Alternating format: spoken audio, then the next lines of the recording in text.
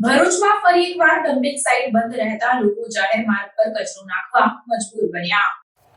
ભરૂચમાં તાજેતરમાં વરસેલ વરસાદના કારણે ભરૂચ શહેર અને જિલ્લામાં ઠેર ઠેર વરસાદી પાણી ભરાયા હોવાથી ભરૂચ નગરપાલિકાની ડમ્પિંગ સાઇટ પર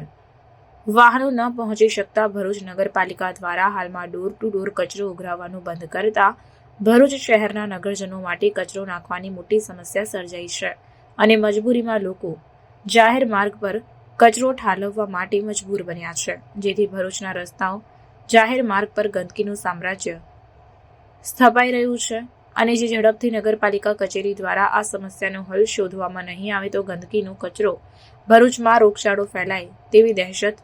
સેવાઈ રહી છે અને સાથોસાથ શહેર અને જિલ્લા વહીવટીતંત્ર આ સમસ્યાનો ઝડપથી ઉકેલ લાવે તેવી આશા પણ વ્યક્ત કરાઈ છે।